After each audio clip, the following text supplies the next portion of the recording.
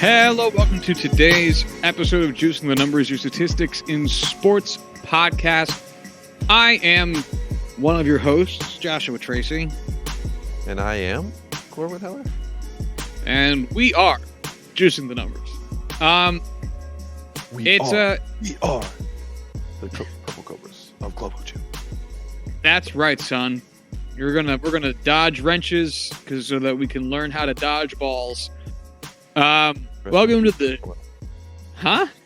Rest in peace, Rip Torn. R.I.P. R.I.P. in peace. It is Sunday, January 24th. It is about 1 o'clock here on the East Coast, so we're getting ready for this week's slate of NFL championship games. We'll be doing a recap of them on Wednesday since we have not seen them play out yet, and maybe do a Super Bowl preview. Maybe we'll save that for the week afterwards during the Pro Bowl, which nobody cares about because you shouldn't. So it's happening, isn't it? I don't know. I just assumed. Absolutely no idea. But I also don't care. So I've heard we'll leave that to the absolutely side. nothing about it, and you're right. My life has not been affected by that in any meaningful way. Oh, fuck no. Who gives a shit? Anyway. Hall of Fame voters, apparently. Sorry, that's another conversation. Yeah. We've talked about that before. It's stupid. So this week, we saw the passing of one of, I think, America's favorite baseball players, in addition to one of my favorite baseball players, one of Corwin's favorite baseball players, a man who really transcends the world of baseball into sports and transcends the world of sports into life, with his involvement in civil rights leadership and his what's the word I'm looking for? Activism. Jesus Christ. Yeah. We lost longtime Braves right fielder and outfielder Hank Aaron this past week. We've talked about Hank Aaron on the show several times because there's so much to say about just the baseball player Hank Aaron, leaving so much else off to the side. Hall of Famer, MVP winner, won a World Series, 2 batting titles, 3 Gold Gloves, a 25-time All-Star in a 23-year-long career, which we've talked about before about how there used to be 2 different All-Star games in one season for a few years there, which is how Hank Aaron has more All-Star games than seasons played. He's the all-time leader in RBIs. He's the all-time leader in total bases.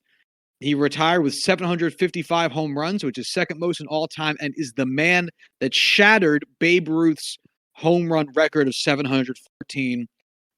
He retired with 143.1 WAR, which is a fucking stupid number. And he was, by all accounts, one of the great men to play this sport. He spent his entire career, professional career, MLB career, with the Braves, first in Milwaukee, the second city that the Braves were in after Boston, and then finishing it out with the Braves in Atlanta. He also had 2 seasons with the Brewers. I didn't know that. Or I must have known that, and I clearly chose to forget it. He also spent one season in the Negro Leagues with the Indianapolis Clowns. So he was, at one point in time during his playing career, because it was so long, was the last active Negro Leaguer in MLB, which says so much. You know, there's a lot to say, and I want to give Corwin his time here as well, as I've been speaking for a while. But there really is just something to say about the fact that a man who played in the Negro Leagues and MLB just passed away, and how near that history really is. It's always one of those things that's just incredibly surprising to hear, where the civil rights movement and everything that went on during the 50s and 16s, Dr. King, Rosa Parks, everything like that, it seems so far away.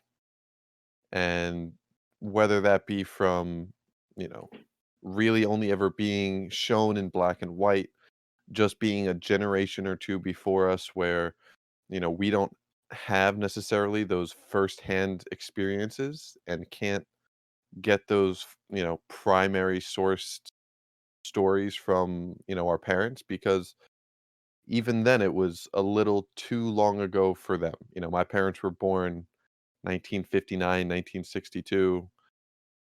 We should cut that because someone's gonna steal all my credit card information. Um, but it's always surprising to really notice how recent all of these struggles and fights were. Um, and losing a guy like Hank Aaron just today, where Hank Aaron, to me, looking back, having not been raised as a baseball fan, like only, you know, all things considered, a recent addition to my repertoire of sports.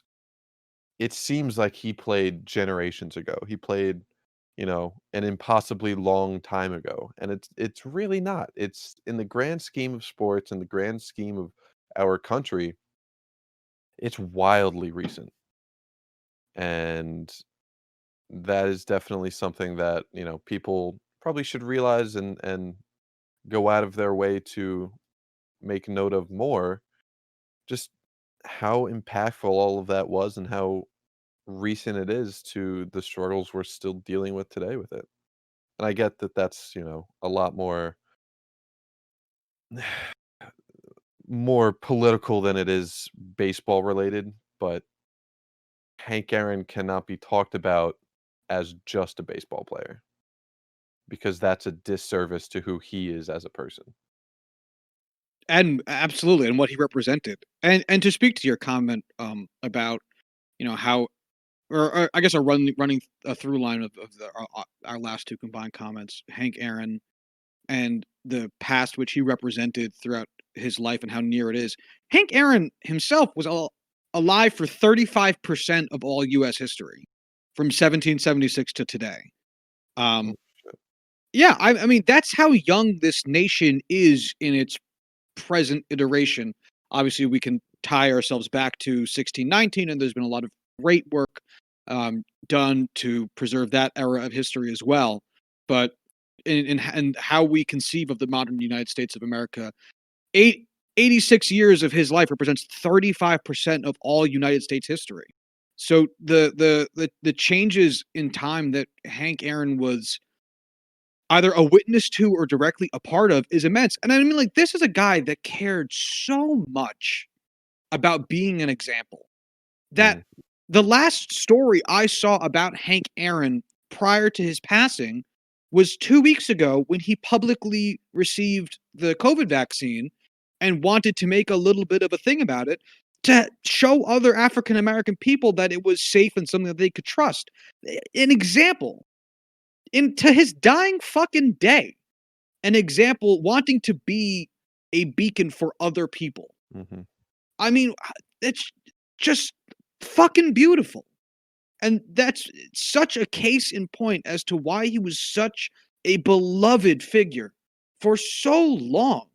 And the type of example he wanted to be for other people. I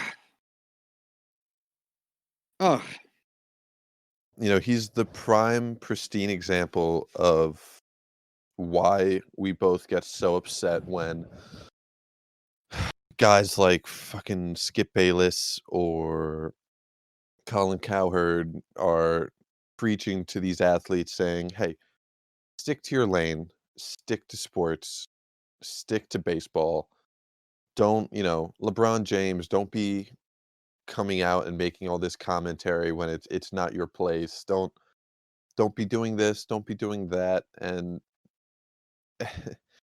it's just it I know it drives you crazy. It drives me up a wall just that people are, well, at the end of the day, I think it's just racist at the very core of just not wanting black voices to be role models, to be, inspirations to others. And Hank Aaron, God, I couldn't even tell you the decades he played in, but knowing roughly the era when it happened, he must have been one of the first major black voices in sports, you know? Yeah, one of the and this isn't Hank Aaron related, but one of the things that I think about all the time. Um, when the Giants moved from New York to San Francisco, their best player, one of the greatest baseball players of all time, the Say Hey Kid, Willie Mays, and Willie Mays, moved with the team, and he was trying to find a home in San Francisco, and he couldn't buy a home in San Francisco. They wouldn't let him.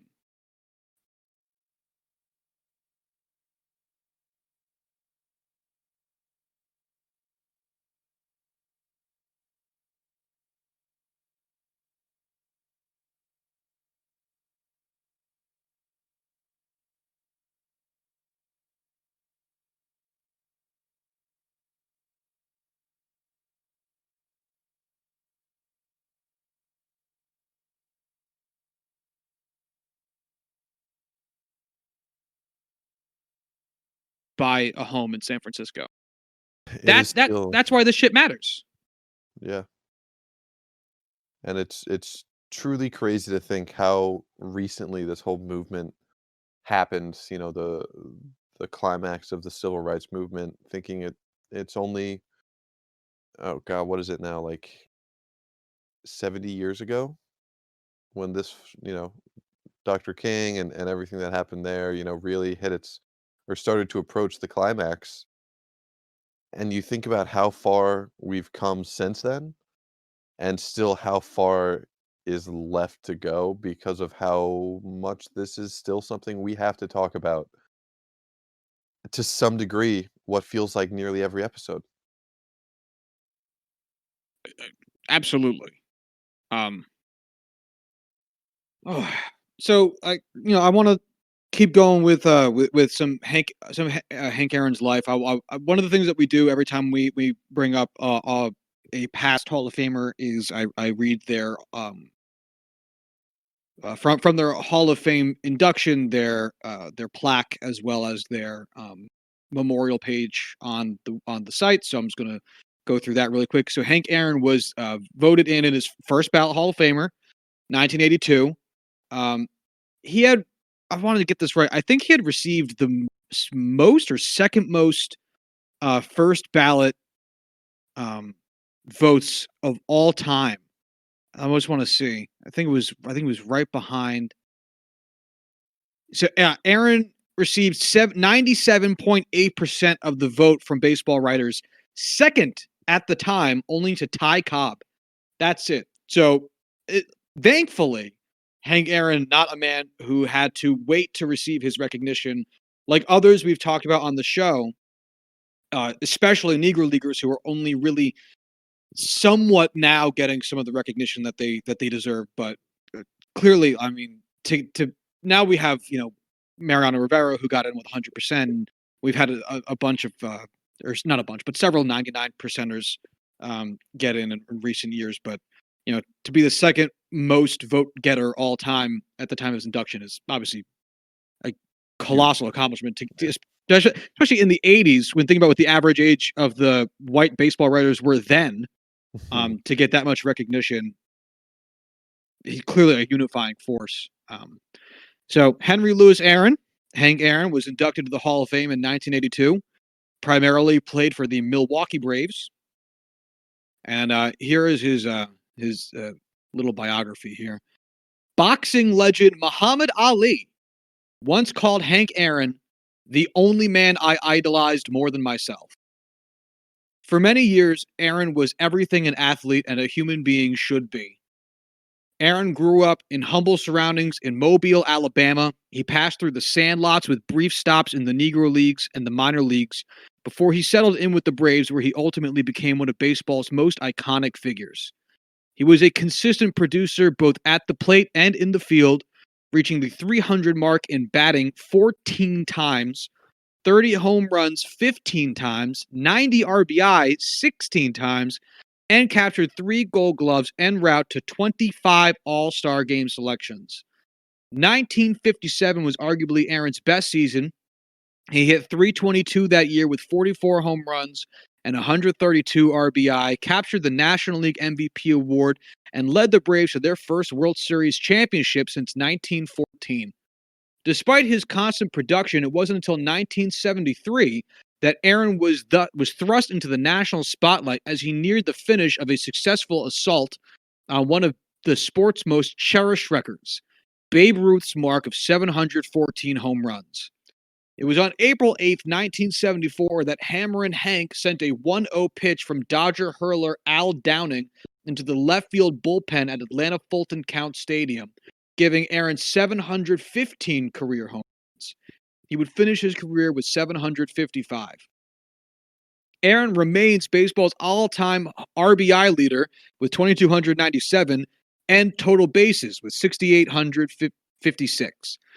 If each of his 755 home runs were removed from his statistical record, Aaron would still have 3,016 hits. It was shortly after Aaron's record-breaking home run that Georgia Congressman Andrew Young declared, quote, "Through his long career, Hank Aaron has been a model of humility, dignity, and quiet competence. He did not seek the adoration that is accorded to other national athletic heroes, yet now he has earned it."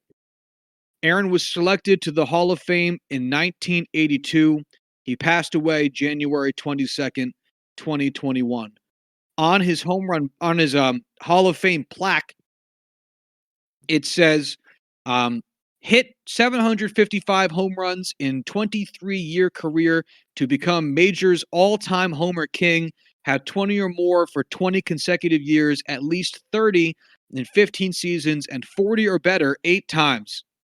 Also set record for games played, at-bats, long hits, I don't know what that means, total bases, runs batted in, placed NL in batting twice, and homers, runs batted in, and slugging percent 4 times each. Won MVP in NL in 1957. And that is from the Baseball Hall of Fame website about Hank Aaron. Obviously, it's a little bit more baseball on-field centric because it is the Baseball Hall of Fame. One of the defining moments, I guess, of Hank Aaron's career that I think coincides a lot with the role race plays in baseball and therefore the role Hank Aaron played in a little bit of society is that 715th home run. Have you watched the clip, Corwin? I have not. Oh, well, I highly implore you I to do should. so. Yeah, I really should. Because it you can feel it, especially because they were playing the Dodgers that day. So Vin Scully called the home run. Really? Yeah, I mean they were playing the Dodgers, and It's just crazy to think that, like, even Vin Scully of all people was there. so the color barrier gets broken in baseball by Jackie Robinson in 1947. So 17 years later, Hank Aaron is now in a position to break one of baseball's quote unquote unbreakable records. And obviously there's some sentimentality around the record because it's a great historic figure in the sport of Babe Ruth, one of those legends, and because it's so before we have really great pictures and really great videos, there's a little bit of mystique around it, whereas nowadays in Hank Aaron's time these games are on TV in color. Mhm. And one of the actually I have a quote about this because I want to quote Hank Aaron on what this particularly meant to him, the 715th home run. So in the 90s, on the 20th anniversary, or as it was approaching, of this home run, the 715th home run, which, again, great video. Hank Aaron hits it. Stadium goes fucking bananas. fans hop over the walls to get into the field and start following Hank Aaron around the bases. It's an amazing moment. Holy Um, shit. yeah, it's an amazing moment. And Hank Aaron recollected it as such. This is a quote from Mr. Aaron. It really made me see for the first time a clear picture of what this country is about, he said.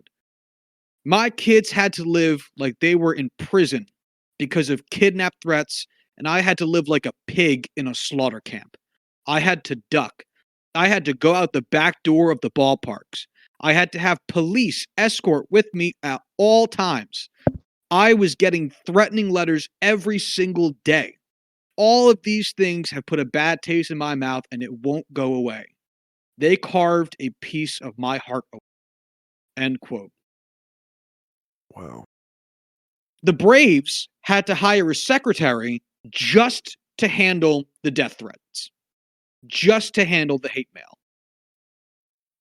It's now looked back on as a crowning achievement of the 70s era of baseball, of the black era of baseball, or the integration era of baseball, I should say, of black ball players, of former Negro League players. It is a momentous event for all of those good historical milestones. But it is so much worse than that in a lot of ways, in what Hank Aaron had to endure as a result of it. And there's so much to be said when it comes to the idea that here's a guy who just wanted to play a fucking game, and that offended people.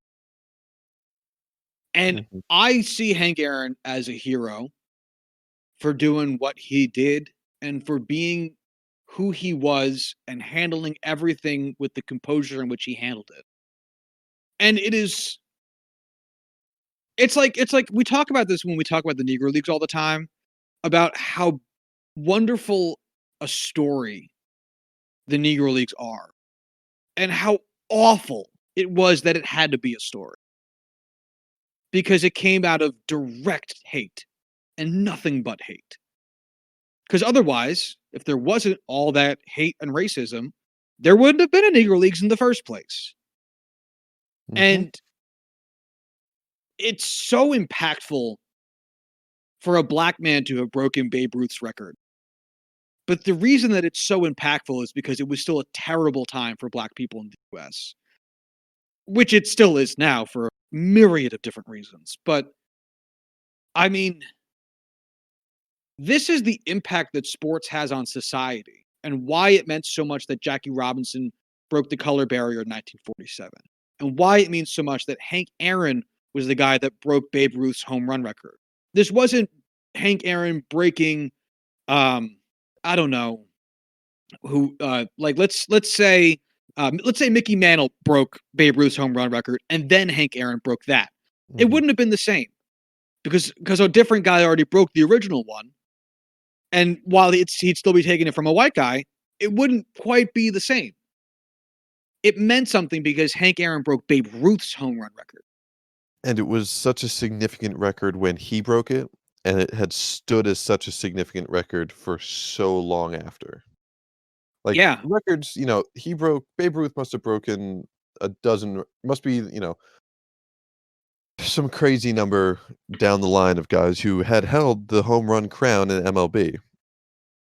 But the record he broke had stood for so long, and his record had stood for so long, that's what makes it impactful. Not just that it was broken like you were just to add to what you were saying. Absolutely. Absolutely. You're 100% right.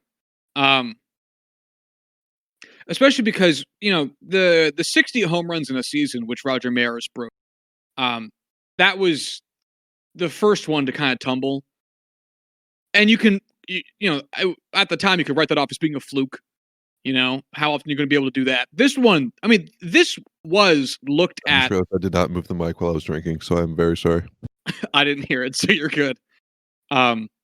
But this was looked at like how we look at today, um, fucking god damn it with the names. The fucking pitcher. Um, Nolan Ryan. Jesus Christ. okay. Like Nolan Ryan's strikeout record, which is 900 more strikeouts than the next guy on the list.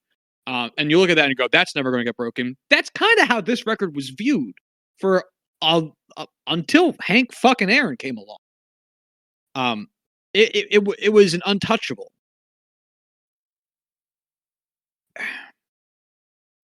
You know, And the no, go ahead. no, finish your thoughts. I'll hold mine. I think part of that idea of it being untouchable was that it was a huge crowning achievement, and it was a huge crowning achievement, the 714 from Babe Ruth during the early days of baseball, pre-integration, done by a white guy. And the idea that that little piece of history could get nudged off by a black man created such a furor around the situation that Hank Aaron's entire worldview got rattled and questioned in a deep, deep way over baseball. And that's why it's important he did it, because that means that those people can't hang on to that anymore. Right. It means that those people who use that as some type of racist guiding light can't use that anymore because now it's gone and fuck you. But it's also ridiculous that it has to mean that much because it's a sport. But that, as we talk about every time race comes up with sports, that is part of the impact of sports.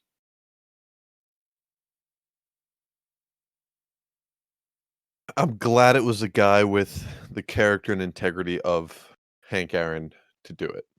There's plenty of spectacular, black athletes that have broken records and have done great things.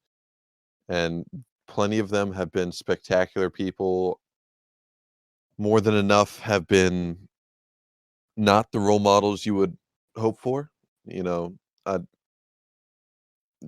I don't want to just throw names out there because that's not our place during this discussion, but for a guy like Hank Aaron to break those records and for him to be the one to do this, that means so much more as well. Being able to have him be a guy you can look up to as the pinnacle of sports at that moment, that's a huge deal. That is everything. Um, and whenever a great player dies, regardless of, the sport or, to a lesser extent, the pedigree, we always talk up their skill level. We always talk up their achievements and things that they did because at the end of the day, we want to celebrate careers and it's a morning, so you highlight the best of everything they did. And to another extent, it almost always gets exaggerated to some degree. Like, oh, this he passed and he did so many great things and he was one of the best and this and that.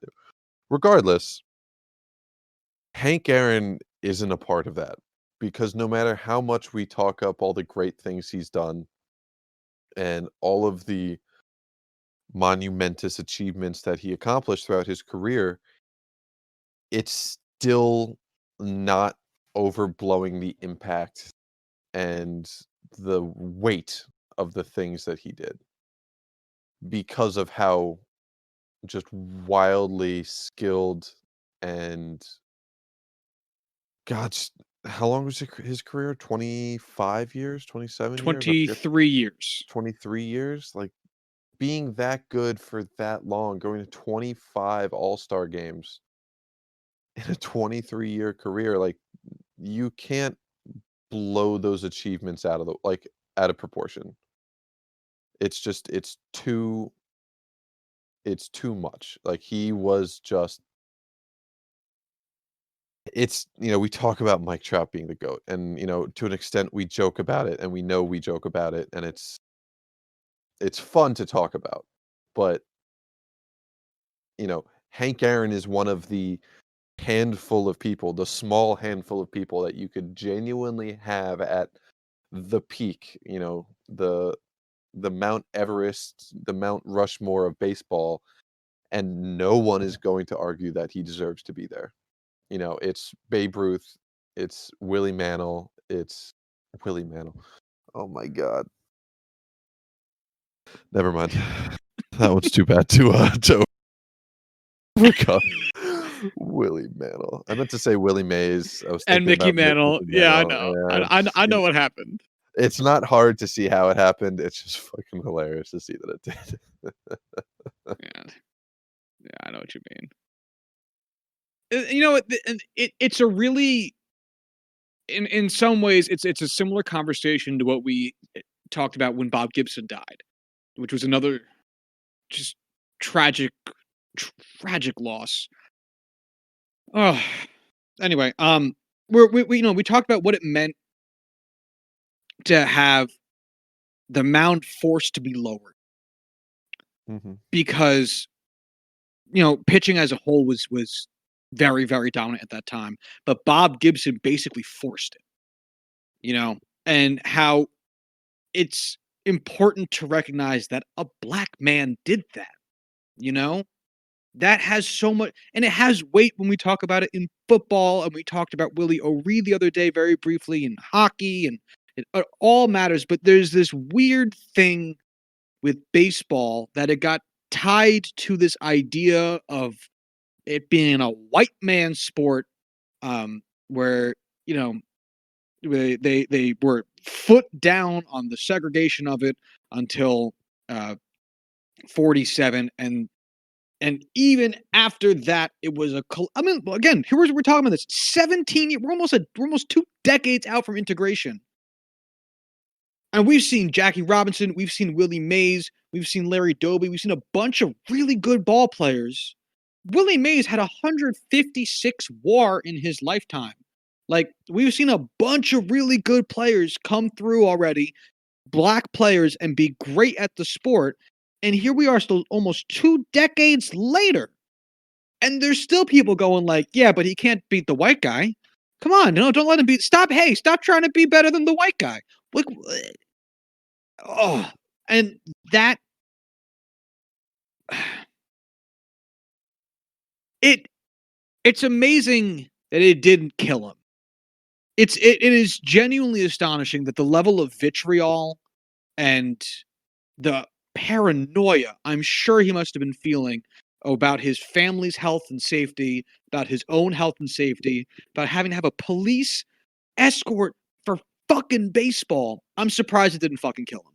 Because Mm. that level of sheer stress, I think would drive a weaker man to drink in excess. I mean, that level of composure and belief in what he was doing and just wanting to play the game of baseball is ridiculous. It's ridiculous in the Yep. best way. No, I completely agree. Uh, I've yeah. I've been seeing a lot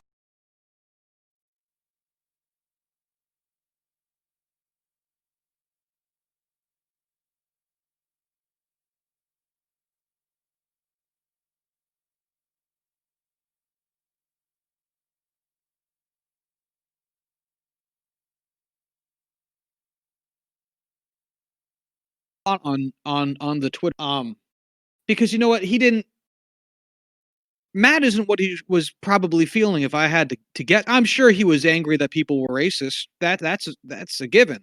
But Mhm. it's not his fucking job to change that. I don't want to No, of hear course about his not. anger. I want to hear about his sadness. I'm sure it fucking killed him. Yeah, man. The fear that he had for his family, and the Mhm. fact that he was so wanting to make a change in the in the latter part of his life after he retired from baseball, he was involved in the Negro League Baseball Museum to help tell the story of other ball players who didn't receive as much adulation as he had received. He was a recipient of the Presidential Medal of Freedom. Um, he ran a couple charities, I believe, uh, to try to help bring uh, baseball and baseball related equipment to I think it was Alabama or around his hometown. Um, he did a lot of work within the black community within um, impoverished areas in the South, and that that guy isn't just shoving anger down. There's more complex emotions and complex history than just being mad that people are racist. People are anti-Semitic. I don't walk around being mad about that shit all day Yeah, unless I have to probably. confront it the way that he had to confront it all the time. And then guess what? My emotion ain't necessarily going to be anger. Got death threats. You don't get mad about that. You probably get pretty afraid about that. He was a black man in the South. I'm sure he was afraid. The fact that he did it anyway, in light of the threats, not in light of the anger he might have been feeling, but in light of the death threats that white people were waging against him for being a black man playing baseball is what's ridiculous.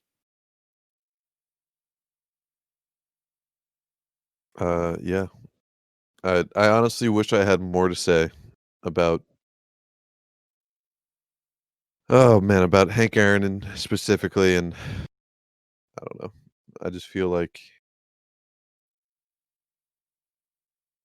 yes. Yep. Yes. Yeah. No. I there's just so much to be proud of when it comes to Hank Aaron. Mhm. And I think that, it's why it hit me really hard when I learned of his passing. Um because he was the guy, he was the easiest fucking guy to root for. He was one of those guys that like, and I think I mentioned on the podcast before he passed, he was a guy I was just happy to know was still alive and like doing his thing. He served in the Braves front office after he retired and like was on the board of the double NAACP. And like, he did all of these things that good people do. In addition to being one of the greatest athletes of all time. He was a guy that clearly just fucking cared. Yeah. And that's not something you get a lot of in sports. No.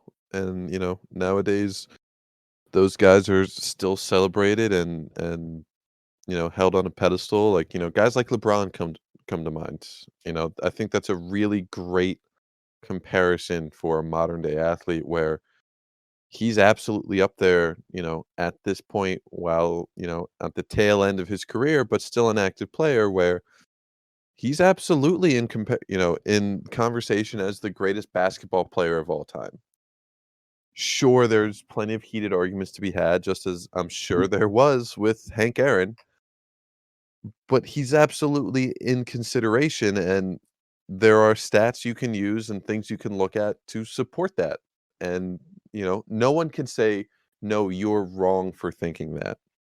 And at the same time, guys like LeBron James go out and do everything within their power to grow the sport of basketball like Hank Aaron did with baseball, and more importantly, support black athletes and black youth and black communities and trying to build on them and just make the world a better place in the ways that they can using the platform that they have access to and the platform they've built through their athletics. And I think that's a really apt comparison between Hank Aaron in the 1960s and 70s to LeBron James in the 2020s. Yeah, I think it's a very good point. If only, Hank Aaron was 6'9", 270 pounds, Instead, he was I think 6 foot flat and 180. like me, only 8 inches shorter. Also, just like what a that's the other thing. There's three guys in baseball history that have hit 700 home runs or more. Three dudes. I thought it Babe was Ruth. 4. I know A-Rod has 696. Um, Okay, then it was A-Rod, that was the 4th that I was thinking of. yeah, he was like right there. Um, Let me just double check myself. Yep, that's it. Those are the three guys. Um, Babe Ruth, Hank Aaron, and Barry Bonds. And you think about the build of those three dudes, and Babe Ruth and Barry Bonds are huge.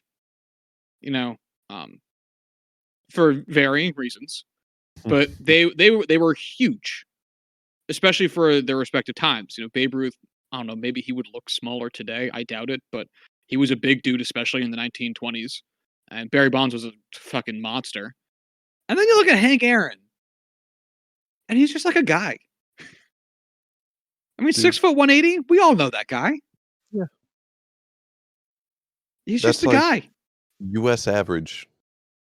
Probably not US average, but you know what we're talking about. Yeah. Like, it's easy to find that guy. We know who that guy is. Mhm.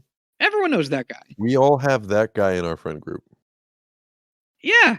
Yeah, that guy's at work. That guy's at the coffee shop. Everyone knows that guy. I mean, Babe Ruth and Barry Bonds, those are big fucking dudes. You might not know that guy. But I Hank don't. Aaron, 6 foot 180, you know that guy. Hold on, actually, I really want, real quick, I want to just see what is Barry Bonds and Babe Ruth's official height and weight. All right, Babe Ruth, 6'2", 15. All right, so again, that was probably a lot bigger at the time when your average U.S. man was smaller and lighter. Um, that nowadays you'll find that pretty easy. Barry Bonds, 6'1", 6'1", 185. Get the fuck out of here. Absolutely not. Maybe at the beginning, maybe during his Pittsburgh days. No fucking way during his San Francisco days. No fucking way. Yeah, so I don't buy that at all. Which actually, that might be Babe Ruth's beginning weight too. He probably got a lot heavier as time went on. Anyway, not the point. Um, Yep.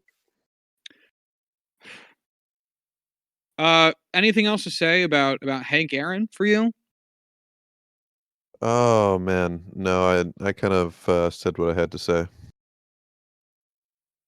Uh, if um, if you're listening to this and you want to do something, um, I recommend making a donation to the Negro League Baseball Museum, in the name of Hank Aaron.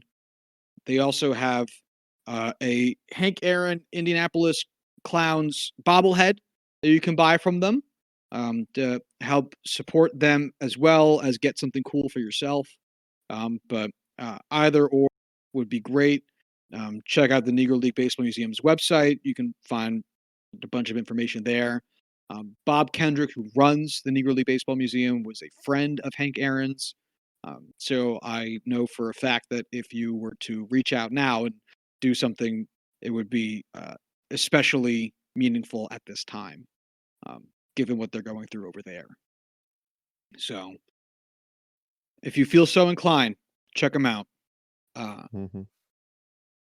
so there's been other things going on in the world of sports. The Yankees trade for Jameson Tyone just happened now while we've been recording. Um, there's been a little bit Oh, that more. trade went through. Yeah, that trade just went through. I can tell you who the who the Pirates got back if you I want. can I can just confidently say before I even hear what the return is, one, it's probably not enough. Jameson Taillon is a fantastic pitcher. Um, one of my favorite Pittsburgh players, while I was a fan, just because of everything he brought and everything he kind of overcame um, with his cancer and being able to come back from that. And I will say, he will be missed in Pittsburgh because, above all else, I think he's the last star player that the Pittsburgh Pirates have that is not on a rookie deal. So, boy, that team is going to be fucking unwatchable this year. And I get what they're trying to do, rebuild the farm system, you know, ground up, basically scorched earth type rebuild. At the same time, there needs to be some kind of like interjection from MLB. Just they need to step in at some point and say, "Y- this is not acceptable for one of the 30 MLB teams to come out and just not put out a competitive team." Um, Ugh. I I will disagree. I think so. Firstly, we'll talk about this more in depth later. But the return is the Yankees are sending to Pittsburgh Miguel Yajure, Rowansi Contreras, Michael Escato, and Kanan Smith. And I'll dig into those players to find out more about them before we talk about this more in depth. But um, Jameson Taillon, two-time um, Tommy John surgery candidate who has not pitched since 2019 and has 1 year left on his contract. He's on a 1 year deal and he has one RB year remaining, so he's got like 2 years of control left. So getting four prospects back for a guy that hasn't pitched in a year and a half, and has 2 years left on his deal isn't the worst return. I have to find out who these players are to truly judge that. Um, And at the same time, the fact that we don't know a single one of the prospects doesn't, you know, I do get that 4 players for 1 player is, like, oh, like, the value does add up. Yes, this is the lowest value Jameson Taillon's had since, he entered MLB. At the same time, when he does pitch, he is very much good enough to be like a number 2 pitcher, probably a number 3 pitcher for a team like the Yankees. And I I don't know. I think it's just more of it's the Pirates doing it and trading away the only semblance of startable pitching that they have on their team, for 4 players that might play in MLB in 4 years is God, it's tiring, and I am glad I no longer have to consider myself a fan. I yeah, we'll talk about it more later. It is you're because you're right. I mean, if these four dudes are all scrubs, then it's not doesn't seem so worthwhile for the Pirates. But we're not going to know that until I actually learn more about who these guys. Prospects are not my strong point when it comes to baseball conversation, so we'll see. Um, so anyway, there's been that. There's been some more talk. There's been a lot more spicy Trevor Bauer talk that I also want to get into at some point. We'll maybe save that for the Thursday episode. Um, There's also a big hockey trade. Um, where Patrick Laine and Pierre-Luc Dubois both got traded for each other, which is wild. Mhm. I don't know. It's Do you have any initial reaction to that? Yeah, I mean, Pierre-Luc Dubois has been asking for a trade the entirety of this season so far. It's not a surprise that he got traded. Um, him getting traded along with Raslovic, or sorry, Laine getting traded along with Raslovic, um, for Pierre-Luc Dubois and a third round pick is quite the trade. Um, I would say for a team like Columbus, who did not have much leverage with Dubois, because of his demands to be traded, because of the clear lack of any effort on the ice leading up to the trade. Being able to get a guy like Line and a guy like Roslovic thrown in as a sweetener is tremendous. I definitely think Columbus won this deal by a decent margin. Dubois does have a little more team control. I forget the exact terms on the contracts. I think Line is a free agent after this year. I think But next year. all things considered, it's a blockbuster trade by all means. I do think Columbus comes out ahead by a decent margin. I think, Yeah, I don't think it's honestly, I even would close. say Line is head to head, a better player, granted at a less premier position. So getting essentially Roslovic for a third round pick on top of that is tremendous value. Yeah, I think the real story here is that Winnipeg managed to do absolutely nothing with the guy who won the Rookie of the year. was a first team all rookie his first year, um was a sixth or was a second place Calder Trophy um finisher. I I mean, like, always forget that he got drafted right after Matthews. yeah, like Patrick Laine is a ridiculously good player. Yeah. And the fact that Not even Winnipeg, 22 yet. I know, yeah, I like the fact that Winnipeg just did absolutely nothing with him and then are cutting and running. Oh man, it's crazy. And the Mhm. fact that Pierre-Luc Dubois wanted to get out of the podunk town of Columbus and then got traded to the only Canadian hockey town without an airport is pretty wild. Um, as small town as Columbus is, Winnipeg even smaller. So fuck you, Pierre-Luc Dubois. Um, yeah, man, I think Columbus comes out so incredibly far ahead. I have to wonder what is even in it for Winnipeg. Um, other than, I guess, taking the smaller future contract that Pierre-Luc Dubois will be getting instead of Patrick Laine, who would certainly be commanding more on the open market, but I have no idea. Um, it is confusing. I think it's one of those things where both of these teams did not have a lot of leverage and knew that they had to trade one of their guys, and I think they're just kinda hoping that Dubois comes in and is showing that motivation. Laine comes into Columbus and is showing that motivation. I don't know. At the end of the day, it's weird that for 2 guys that we both knew were going to get traded this year, it's weird that they ended up getting traded for each other because of just again, the question marks that it leads to, motivation for both these teams and the return.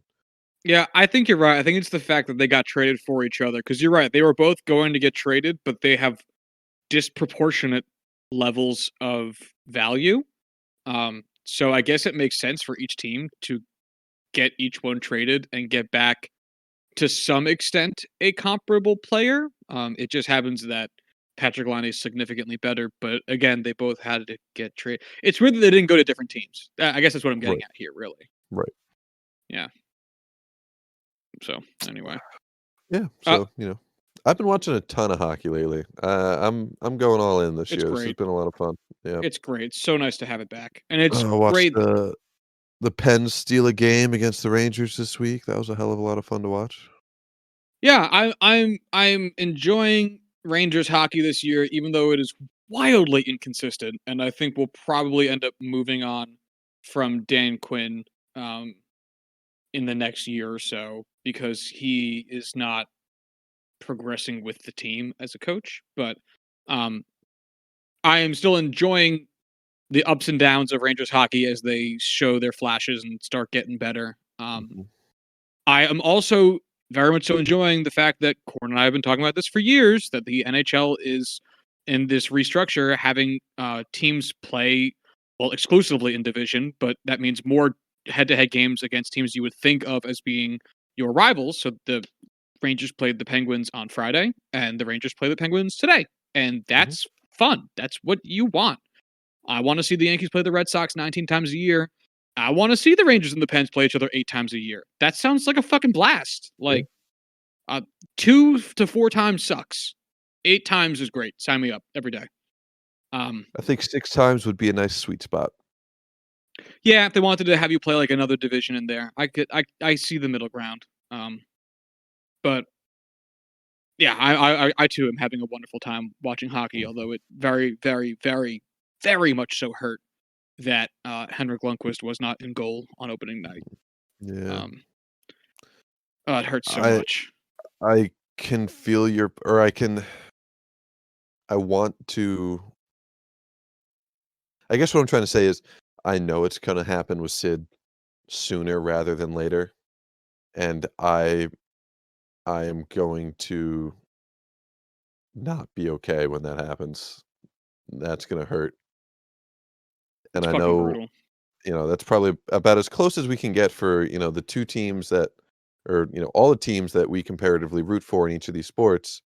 I think Sid and Henrik is about as close as we get to comparatively impactful players for the franchises. And how long tenured they've been. Yeah. Right. Like Sid, by all means, I will confidently say is a better hockey player than Henrik Lundqvist is. But at the same time, what Sid means to Pittsburgh is very much on par with what Henrik meant to New York. Hmm. I'm not sure I agree that Sid is a clear cut better player than Lundqvist is. I think Sid can be is a clear top 5 player in the history of hockey. I don't think you can come close to that with Henrik. Um, I think it's Gretzky, Lemieux. You've got guys like Gordie Howe, Bobby Orr, maybe Jaromir Jagr up there, but Sid is absolutely in that conversation of a top 5 guy. I wouldn't put him that high. Let's see, the NHL 100 came out, like, last year. Let's see So where Sidney the Crosby NHL doesn't rank top 25 in NHL points. It's not even in the top 25. Okay, he's also, like, Uh, He- 32. Henrik Lundqvist is sixth all time in NHL goalie wins. I think we're talking about two pretty different players here. I don't know.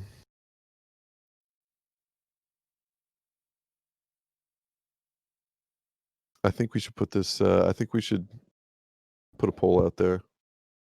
100 Yeah. greatest hockey players in order listed: Wayne Gretzky, Mario Lemieux, Sidney Crosby, Gordie Howe, Maurice Richard, uh, Yager, or Ovechkin, Messier, Yzerman, Bobby Are they Hull. putting goalies on this list? Because they should have said Brodeur already. Um, Terry Sawchuk is on there. Patrick Waugh. I don't see Pollock. I don't see Brodeur. I don't see They didn't put Lundqvist. Brodeur on the list? That doesn't even make any sense. Here, let's see. This is a different list. Let's go. Gretzky at 1, Lemieux at 2, Bobby Orr at 3, Gordie Howe 4, Messier 5, Yager 6, Richard 7, Hasek 8, Crosby 9, Phil Esposito 10, Mike Bossy 11, Nicholas Lindstrom 12, Steve Yzerman 13, Martin Brodeur 14, Patrick Waugh 15, Marcel Dion, Ray Bourque, Joe Sakic, Doug Harvey, Paul Coffey, and that's the top 20. Let's see. I'm just gonna basically scroll through and look for the other goalies on here in comparison. Ovechkin 21, Guy Lafleur 22, Ken Dryden, Bobby Hull, Chartier. Brent Hall. Terry Sawchuk is 32. Forsberg. All right, Corwin. Now we're just listening to you read a list. I know, but okay. Okay, don't you dare start. How many times have we heard you just read through a list on this podcast? Once or Tony twice. Esposito, 45. We've absolutely gone through and read through many, many lists of players. Wow. All right, we're into the 50s, and I don't know if I've seen Brodeur, and I definitely have not seen Lundqvist, and now I'm just getting concerned.